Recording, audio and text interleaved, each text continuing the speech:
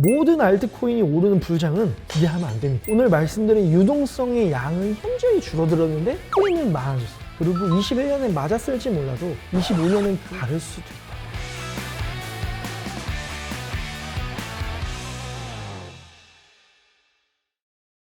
안녕하세요. 가상자산의 별의별 이슈를 모았습니다. 별의별 크립토 시즌2 진행을 맡은 황유주입니다. 반갑습니다. 그리고 저와 함께 한 주간의 가상자산 소식 전해주실 크립토 애널리스트 박별 연구원 모셨습니다. 안녕하세요.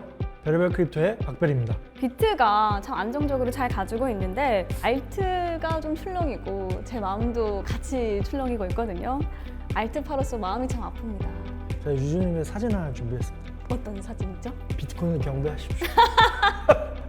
뭐 비트 맥시는 아니지만 비트를 경배하시면 이렇게 양봉을 보실 수 있어요. 요새 참 비트코인이 횡보하거나 조금 하락하면 알트코인은 우수수 더 크게 영향을 받는 것 같습니다. 비트코인의 굳건한 이유는 무엇이고 알트코인은 도대체 왜 비트가 이만큼 상승했는데 내 알트는 가지 않는지 진짜 궁금해요. 그런 것들에 대해서 오늘 한번 같이 살펴보시죠. 먼저 차트를 하나 준비해 주셨는데 이 차트는 뭘까요? 많은 투자자분들이 이걸 모르시는 분이 없으실 거라 저는 믿어 의심치 않는데요. 비트코인 도미넌스 차트입니다. 가상자산 전체 시가총액 중에 비트코인의 시가총액의 비중이 얼마나 되느냐 해서 요것이 올라가면 이제 비트 독주의 시대다라고 얘기하기도 하시고요. 이게 하락하면 알트 시즌이다. 6월 29일 기준으로 이 차트를 가져왔는데 65% 정도 됩니다. 근데 이 65%가 얼마나 높은 수치냐면 직전 65%가 21년 1월 20일입니다. 단연 5개월 만에 다시 이 높은 수준으로 왔고 많은 분들이 지금 여기 위를 다시 이제 뚫고서 70% 갈 것이다. 알트는 안 오를 것이다. 굉장히 지금 회의적인 반응이 시장에 팽배하고 있습니다. 비트코인 도미넌스가 올라가는 동안에 실제로 가상자산 전체 시장은 어떤 변화들이 있었는지도 좀 궁금해요. 비트가 어느덧 은의 시가총액을 넘어서 약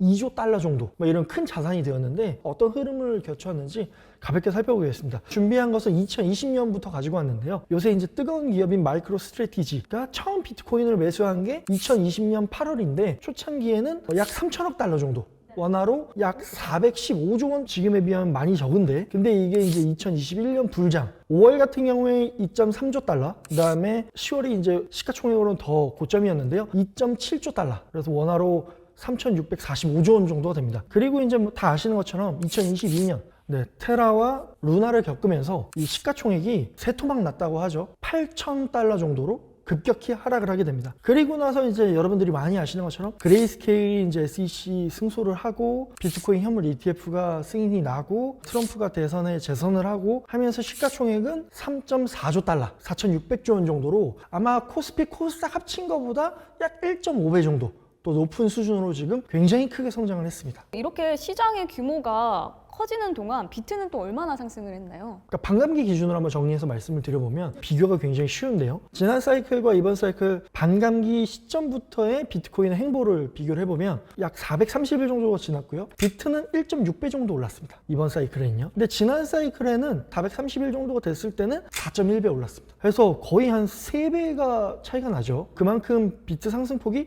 현저히 좀 줄어들었다 말씀드릴 수 있고 오히려 고점을 기준으로 놓고 보면 비트는 이제 지난 사이클에는 반감기 기점으로 한 7배까지도 올라가는 그런 이제 큰 상승폭을 보여줬는데 반해 아마도 이번 사이클은 그거에 많이 못 미치지 않겠느냐 예전처럼 폭발적인 상승보다는 점진적인 상승하는 모습을 보여주지 않겠느냐라고 좀 기대해 볼 수 있을 것 같습니다. 이렇게 변동성 감소가 된 이유가 결국 시장의 성숙 때문일까요? 아무래도 이제 시가총액이 좀 커지다 보면 그럼 비트코인이 여기서 더 많이 상승을 하려면 훨씬 더 많은 자본이 들어와야 됩니다. 시가총액이 커진 만큼 호가창들이 굉장히 촘촘해지고 더 유동성이 풍부해졌기 때문에 이런 시장이 고도화됐다, 시장이 성숙했다 이렇게 말씀을 드릴 수 있을 것 같습니다. 7월 본격적인 하반기가 또 시작이 됐는데 좀 반복되는 흐름이라든지 특이한 점이 있을까요? 근데 저희가 오늘 지금 가상자산 시가총액을 서두에 말씀드리지 않습니까? 가상자산 시가총액을 기준으로 매년 좀 어떤 패턴이 나왔나를 한번 덤으로 좀 준비해봤습니다. 자료를 보시면 2020년부터 2025년까지 매년 가상자산 시가총액의 지금 변화, 상승 퍼센트를 정리해봤는데요. 트레이딩 뷰에서 그 토탈 마켓캡이라는 지표이고요. 토탈 마켓캡이라고 하는 것은 비트, 이더리움, 알트코인을 이제 다 시가총액을 포함한 지표다 보실 수 있습니다. 상승장 이라고 했던 2020년이나 21년 디파이 썸머니 아니면 NFT니 여러 가지 것들이 이제 내러티브도 있고 그런 제일 메타들이 흐름이 있으면서 20년에는 연초 대비 연말 12월 31일 기준으로 봤을 때는 300%가 오른다든지 185%가 오른다든지 굉장히 우상향하는 패턴을 보여주고, 그리고 2022년 같은 경우가 이제 루나나 FTX가 있었지 않습니까? 딱 이때가 이제 유일하게 마이너스 62%로 시가총액이 줄어듭니다. 그리고 나서는 이제 또 매년 또 상승하는 그런 흐름들을 보여주는데, 유주님이 이제 처음 여쭤보셨던 특징이 뭐가 있느냐라고 했을 때는 1분기와 4분기는 거의 상승하는 것 같다. 저희가 계절성이라고도 표현하죠. 자산 시장이 매년 1분기나 4분기에는 이제 상승하는 그런 좀 흐름을 보여주고, 2분기, 3분기는 굉장히 좀 애매한, 뭐 오를 때도 있고 조정을 받을 때도 있고, 근데 올해는 또 어떤 움직임을 보여줄지는 조금 지켜봐야 될 것 같습니다. 아니 그럼 이제 3분기가 시작이 됐는데 그럼 이제 조정 타이밍인가요? 굉장히 좀 이례적인 게, 이전 사이클과 대비했을 때는 굉장히 지금 횡보하고 있는 것 같아요. 어떤 방향이 나오기 직전이 아닐까? 약간 그런 모습을 보이고 있어서. 근데 유주님께서 알트코인 많이 보시잖아요. 토탈 마켓캡 3라고 하는 지표를 아십니까? 호구냠냠님 유튜브에서 본 것 같아요. 토탈 3라고 제가 생각했을 때 알트 지수라고 생각이 돼서 토탈 3를 자주 봅니다. 네, 흑은냠냠님이 이제 알트 매매하실 때 시가총액을 기준으로 또 차트 기술적인 분석을 하면서 네. 그러니까 알트코인을 매매하는데 지표로서 굉장히 유용하게 쓰시더라고요. 근데 정확하게 얘기해서 이제 토탈 마켓캡 3는 뭐냐라고 하면 비트코인이랑 이더리움을 제외한 시가총액입니다. 그래서 이제 알트코인 지표로 이제 보시는 것 같고요. 제가 이제 매년 비교해서 한번 정리를 또 해봤는데, 21년은 이게 엄청 상승하지 않습니까? 근데 그거에 비해서 지금 2025년은 오히려 마이너스 14%로 하락하고 있습니다. 알트코인은 이런 것만 보더라도 또 상승을 못하고 굉장히 하락하고 있는 것이 또 여실히 드러나는 게 아닌가. 그러면 이게 상승 추세로 바뀌어야 알트장이 올 가능성이 있다는 건가요? 많은 분들이 이제 그렇게 생각하실 수 있는데, 과연 이 토탈 마켓캡 3가 정확하게 알트코인 지표로 볼 수 있는 건가 좀 한번 따져보고 싶어가지고, 정확하게 얘기해서는 이제 토탈 마켓캡 3라고 하는 것이 트레이딩 뷰에서 상위 125개 종목을 추린 거더라고요. 그래서 결론부터 말씀드리면 비트나 이더 외에 그냥 상위 시가총액의 모음집이다. 알트코인을 전체 대변한다라고 하는 것은 조금 과장되고, 여기 보시는 것처럼 이 지표가 상승을 하려면 이더리움이나 BNB, 솔라나 큰 시가총액의 자산이 상승해야 상승합니다. 근데 지난 이제 방송에서 최근에 거래소에서 거래 지원하고 있는 종목들 500밀리언 달러 미만인 시가총액인 종목들이 많이 상승한단 말이에요. 근데 여기 125위 정도가 되려고 하면 700밀리언 정도가 됩니다. 거래소에서 최근 거래 지원하는 종목과는 조금 다릅니다. 그래서 그것을 온전히 반영하지 못할 수 있다. 괴리가 있다라는 점 참고해서 살펴 보시면 좋을 것 같고, 그래서 이 토탈 마켓캡 3가 상승을 하거나 했을 때는 거래소에 거래 지원하는 그런 상위 시가총액들 코인이 움직이다 보니까 거래소에서 매매하기 좋은 타이밍인 것은 맞을 것 같다. 그러면 토탈 마켓캡 3 외에 또 알트의 흐름을 볼 수 있는 게 어떤 것들이 있을까요? 차트를 하나 좀 참고 가져와 봤는데요. 네. 요새 이제 좀 매매를 하시는 패턴들이 좀 다양해지고 있는 것 같습니다. 거래소에서 매매하시는 분들도 많고, 이제 거래소 외에 뭐 특별한 어플 같은 걸로 뭐 민코인을 전문적으로 매매하시는 분들도 있고, 그래서 그런 것들을 대표적으로 중앙화거래소라고 해서 CEX나 탈중앙화거래소라고 하는 DEX 두 가지 채널로 한번 분류해 봤을 때, 최근에 이제 거래량 흐름이 CEX라고 하는 것이 2024년 신고점 올타임 하이를 찍습니다. 3.7조 달러 정도를 달성을 하고, 2025년 지금 기준으로는 2조 달러로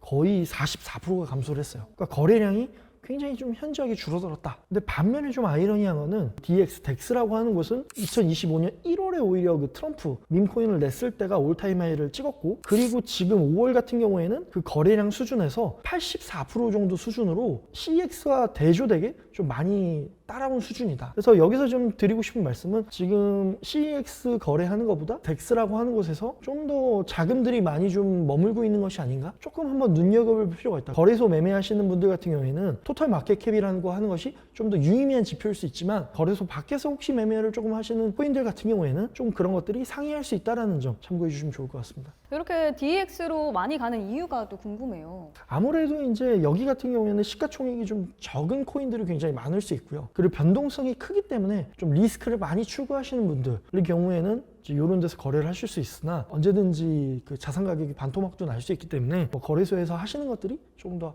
안전하거나 리스크가 좀 줄일 수 있다. 요즘에 X에서 보면 그 이더에 대한 이야기가 많더라고요. 한때 이더는 뭐 비트코인급이라 알트가 아니다, 뭐 이런 말까지도 들렸던 것 같은데, 이제는 알트 대장도 아니다, 뭐 이런 말도 좀 들리거든요. 과거에는 이더 가격이 알트장의 신호탄이었는데, 이더리움 가격에는 어떠한 힌트를 좀 얻어볼 수 있을까요? 조금 전에 말씀드린 것처럼 토탈 마켓캡 3가 오르려면 사실 이더리움이 올라줘야 되는데, 어쨌거나 비트코인보다 더 나은 퍼포먼스를 보여줘야 되는 게 알트 시즌의 어떤 신호탄일 텐데, 이더리움을 그래서 비트코인 대비한 퍼포먼스를 한번 정리해봤습니다. 대표적으로 뭐 16년 사이클, 20년 사이클 이럴 때 보시면 비트코인 대비해서 20년에는 약 400%, 와. 뭐 16년에는 뭐 약 420%. 이더리움이 알트의 대장이었다. 뭐 부정할 수 없는 그런 사실이었는데, 지금 이제 2024년 사이클 기준으로 봤을 때는 46%입니다. 그래도 오르긴 오른 건가요? 여러분 이 차트를 보시면 100%가 기준입니다. 아, 그래서 오히려 마이너스 마이너스 54%를 했다. 그렇지만 별의별 크립토에서 매주 다루거나 자주 언급드린 것 중에 하나가 SEC가 어쨌거나 지금 스테이킹 ETF 승인이나 아니면 현물 상환 허용이라는 것들을 검토하고 있기 때문에 아마도 반등의 모멘텀이 나올 것이다.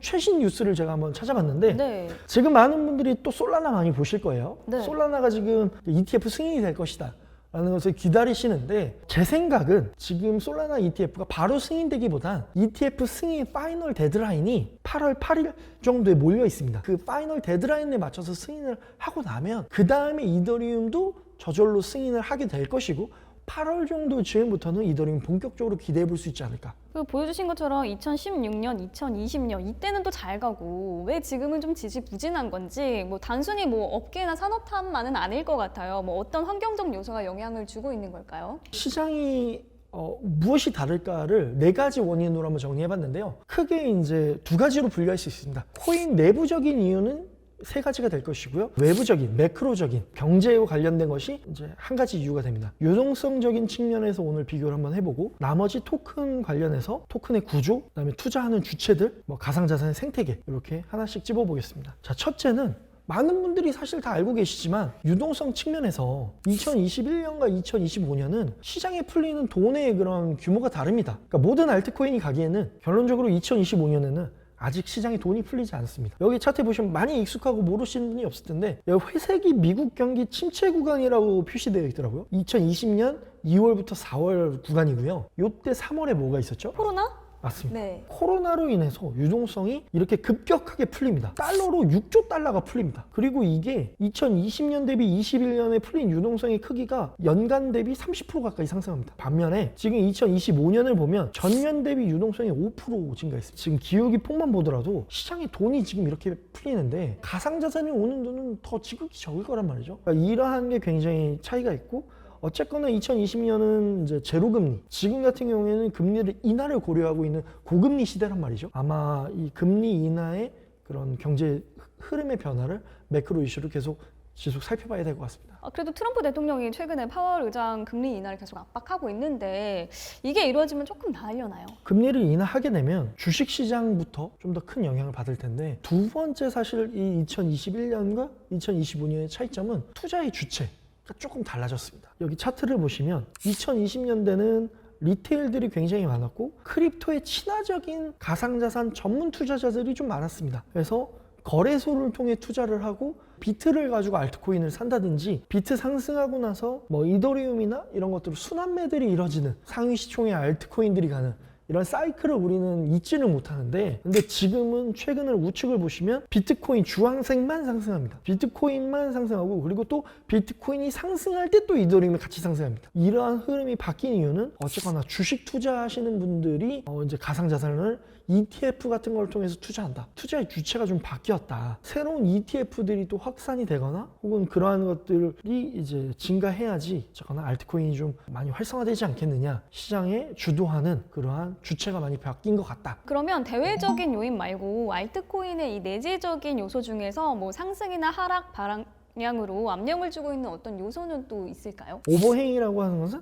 앞으로 시장에 풀린 물량이라고 하는 것인데, 쉽게 표현드리면 코인이 매년 풀리는, 언락돼서 풀리는 유통량이 매도 압력으로 작용하는 게 계속 심해집니다. 그러니까 뒤집어서 얘기하면 2020년, 21년 때는 토큰을 런칭했을 때, 그때는 생각보다 전체 물량 중에 조금만 풀었어요. 다 그냥 뒤로 밀어놓고, 여기 보시면 21년, 정확히 말하면 21년 하반기부터가 굉장히 많은 물량이 풀립니다. 적은 물량의 토큰만 풀렸기 때문에 가상자산이 굉장히 작은 유동성만 있어도 변동성이 크게 일어나는 데 반해서, 그때 이제 부채가 지금의 시장의 매도 압력으로 작용해서 상승하는 데 있어서 계속 발목을 잡고 있다. 그래서 많은 분들이 존버를 하시거나 내가 갖고 있는 코인이 간다라고 생각하실 수 있지만 그럼에도 불구하고 계속 풀리는 물량이 많은 것은 아닌가 점검해 보실 필요가 있는데요. 제가 차트를 2개 준비했습니다. 제가 토큰 티커는 그냥 임의로 좀 제외하고 공통적으로 이런 코인들이 굉장히 많은데요. 가격 반등이 어려운 코인의 현실은 무엇일까? 시장에 유통되는 물량이 많다. 왼쪽 볼 보시면 가격이 파란색인데요. 가격은 계속 하락하지만 시가총액은 그게 똑같이 하락하지 않습니다.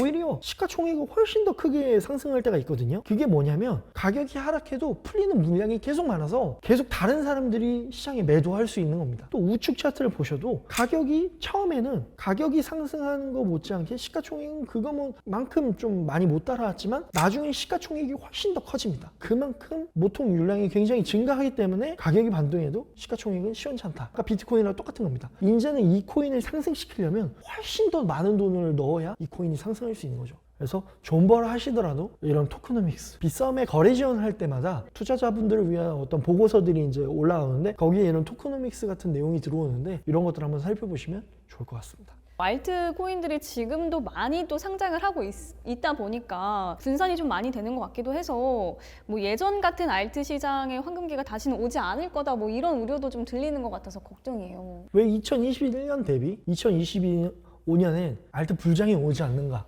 알트 코인 너무 많습니다. 여기 보시면 2021년 총 토큰 개수가 45만 개 정도 됩니다. 근데 지금 얼마냐? 250만 개입니다. 약 5배가 넘게 지금 많아졌죠. 오늘 말씀드린 유동성의 양은 현저히 줄어들었는데 코인은 많아졌어요. 최근에 저희가 밈코인 슈퍼사이클 이럴 때 방송에서도 언급드렸지만 밈코인 같은 경우에는 정말 쉴 새 없이 매일 발행되고 있습니다. 발행되기 너무 쉬운 구조인데 반해 참 상승하기는 어려운 조건이다. 그래서 이런 것들을 인지하셔서 모든 알트코인이 오르는 불장은 기대하면 안 됩니다. 선택과 집중, 그런 선구안을 기르시는 것이 더욱 중요할 것 같습니다. 조금 속상한 얘기지만 뭐 오늘 얘기를 들으면서 드는 생각이 과거의 어떤 패턴은 반복될 수도 있지만 아예 똑같지는 않고 조금 변형된 형태로 올 수 있다는 걸 조금 명심을 해야 될 것 같아요. 그럼 마지막으로 이제 정리하는 한 말씀 해주시죠. 사진을 보시면 더 레버리지라고 이제 나와 있는데 21년 가상자산 시장을 풍미했던 얼굴들입니다. 그리고 레버리지로 인해 다 파산했거나 시장 중심에서 변방으로 물려난 사람들인데요. 이때를 기대하시면 안 된다라는 좀 당부 말씀을 드리고 싶어서 가져왔습니다. 모든 코인이 오르는 시대는 끝났다. 그리고 21년에 맞았을지 몰라도 25년엔 그 투자 습관이나 종목을 고르시는 것들이 다를 수도 있다. 지금은 어떻게 보면 알트코인 ETF를 더 많이 바라보신다든가 기관 자금의 흐름을 살펴보신다든가 그래서 이런 것들을 좀 인지하셔서 무작정 존버보다는 상승할 만한 코인들을 선별하시는 것이 굉장히 중요할 것 같다. 그런 데 있어서 별의별 크립토가 매주 지금 함께하고 있지 않습니까? 네.